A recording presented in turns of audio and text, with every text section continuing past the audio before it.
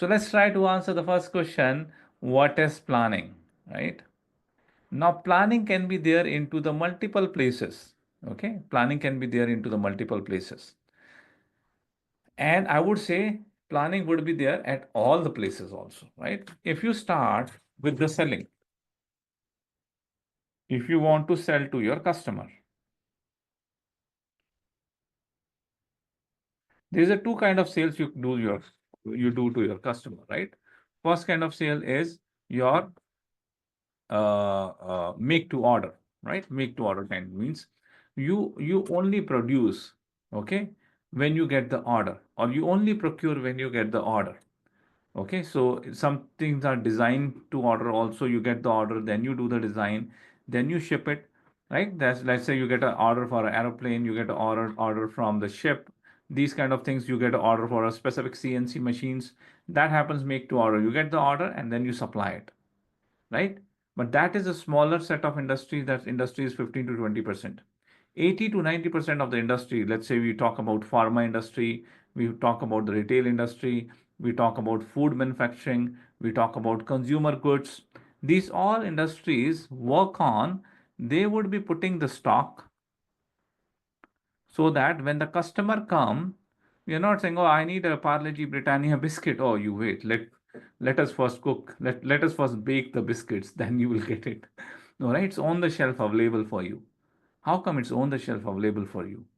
How much you need, how much biscuits you will eat, how much I need to produce, how much should be there in my warehouse, how much should be there in my shelf.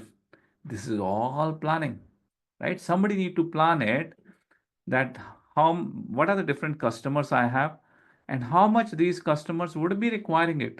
Somebody need to do that planning, right? How much I need to sell on every month in the month of January for my product A, B, C, D. What is the quantity I am expecting to sell?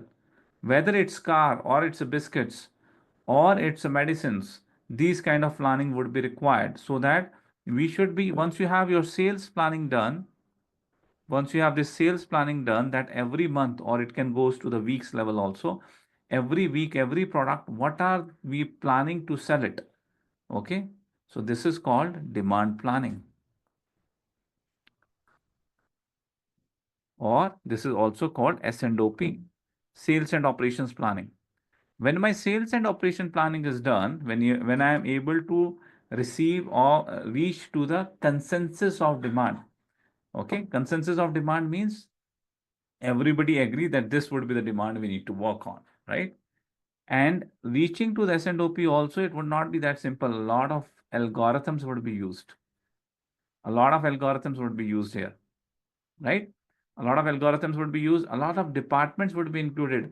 Sales department, marketing department, procurement department, production department, because these all are impacted with the sales plan, sales and operation plan.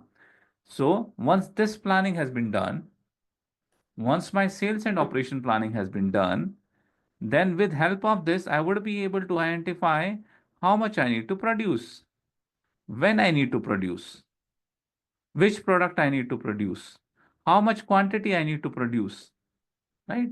It all need to come through planning. Some planning tools, some planning engines, or some planners need to sit and decide that how much we want to sell it, and based on that, how much we need to produce it, and based on that, how much I need to procure it. How much I need to procure it. Everything need to be planned.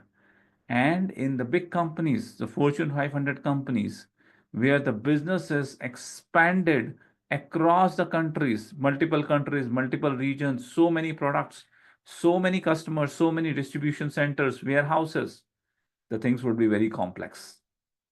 The things would be very complex with the manual people sitting without help of a tool. It would not be possible to give a justification to our sales, production, and procurement.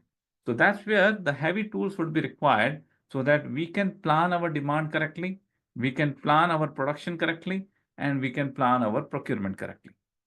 So for sales, we need a planning. For production, we need a planning. For procurement also, we need a planning. Even we will also require a inventory planning. What is inventory planning? I need to store the material at the distribution center. How much I need to store?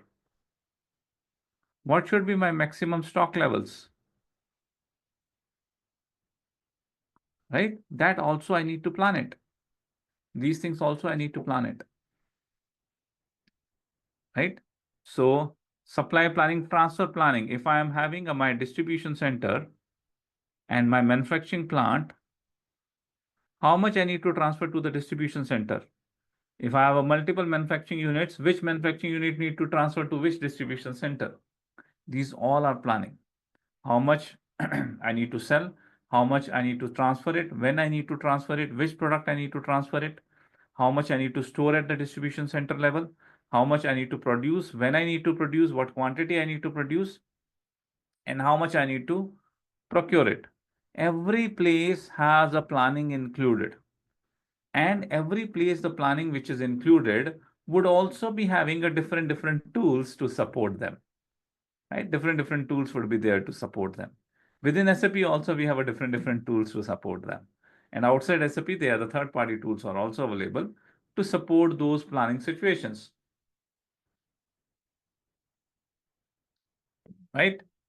So this is the planning. Now, planning is nothing but to identify whatever you want to do, right? You want to sell or produce, making sure you have a right material available at right time in right quantity to do right activity, right? Whether it's sell, store, or buy, you should know right material, right time, right quantity to do the right activity. That's the planning tool does. A very simple definition, but it will require very complex algorithms to reach there because the business has a complexity. Business are not that simple. There are so much of influencing factors are there. And with the increase of social media, with the increase of this AI tools coming into the market, they are creating a quick buzz and the market is changing, right? You might have observed that how quickly the market got changed for NVIDIA, where basically a new Chinese AI tool come into the market and dump, right?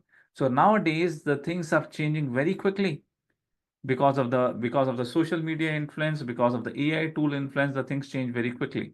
So that tools also is required which can absorb those changes and which can reflect it into our supply chain. That's where the big names come into the picture. IBP, integrated business planning, a separate tool, right?